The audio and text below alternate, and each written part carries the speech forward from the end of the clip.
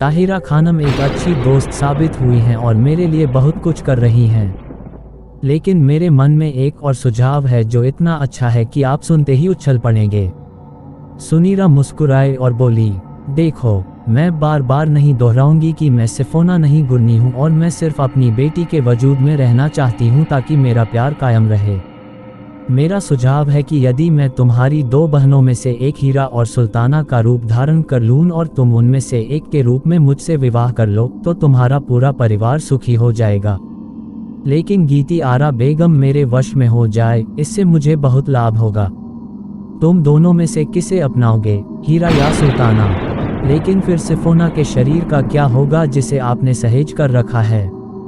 उसने कहा कि मैं जो चाहूंगी वही होगा। ये केवल दुनिया का एक शो होगा। लेकिन उसके लिए क्या किया जाए? अगर आप सुल्ताना या हीरा का रूप धारण कर लें तो आप जिसका रूप धारण करेंगी उसका क्या होगा? सुनीरा कहती है कि आपको उसे मारना होगा। मैंने कहा कि आप मुझे कुछ ऐसा बता रहे हैं जो मैं नहीं कर सकता। कृपया एक सरल तरीका बताएं और जटिलताएं पैदा न करें। गुरनी सुनीरा के रूप में मुझे अजीब निगाहों से देखने लगी और फिर धीमी आवाज में बोली, आपका बहुत बहुत धन्यवाद। मैंने पूछा, क्या धन्यवाद? सुनीरा ने कहा कि मैं तुम्हें परख रही थी कि तुम मेरे मामले में ईमानदार हो या नहीं। मुझे अब विश्वास हो गया है कि आप ये बात ईमानदारी से कह रहे हैं। मुझे सिफोना के शरीर को चेतन करना है और उसके रूप में रहना है। इस संबंध में क्या करना है हम बाद में तय करेंगे। कुछ देर बाद हम वहां से उठे। कमबख्त गुरनी का सुझाव, और भगवान न करे अगर मेरे दिल में इसके लिए जगह होती और मैं इसके उद्देश्य को पूरा करने के लिए तैयार होता, तो क्या मुझे वास्तव में हीरा या सुल्ताना को मारना पड़ता? मेरे दिल में एक दर्द उठा। मैं अच्छी तरह जानता था कि दोनों मुझसे कितना प्यार करते हैं। उसी रात कैसर खान मेरे पास आया और कहा, सर क्या आप मेरे साथ बाहर चलेंगे? हाँ। कैसर खान, कहीं गए थे क्या? हाँ, आज गुरुवार था, है ना? मैंने आपको बताया था कि मुर्शिद ने मुझे गुरुवार को अपने पास आने के लिए कहा था। मैंने कहा मुझे भी ले चलो। नहीं साहब, मुर्शिद ने मुझे अकेले बुलाया था। बताओ क्या चल रहा है?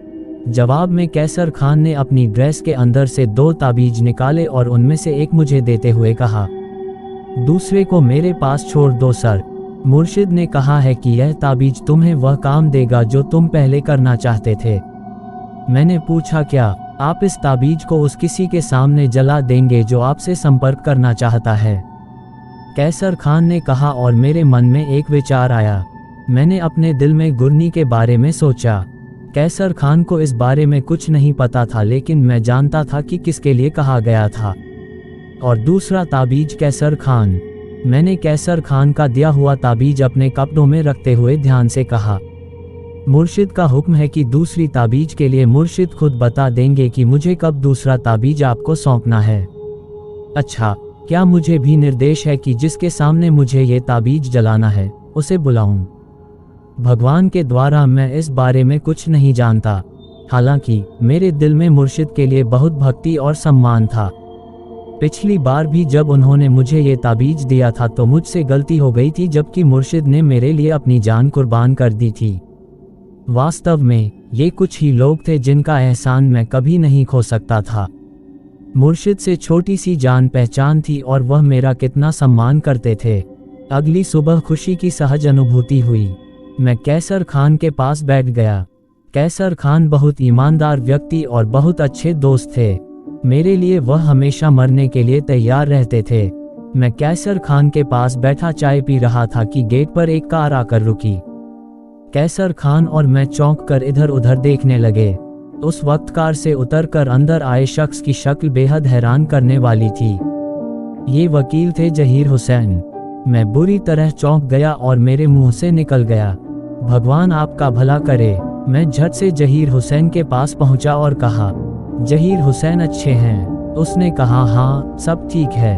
मेरे दिल में एक बेचैनी सी थी जो मुझे रात भर सोने नहीं देती थी। मुझे आपके पास आना पड़ा। मैंने सोचा कि मैं आऊँगा और देखूंगा कि बाद में क्या होता है। मेरा मतलब है कि आप लोग मेरे आने को अरुचि से देखेंगे, लेकिन मैं आपको समझूंगा। जहीर हुसैन, कैसी बात कर रहे हो?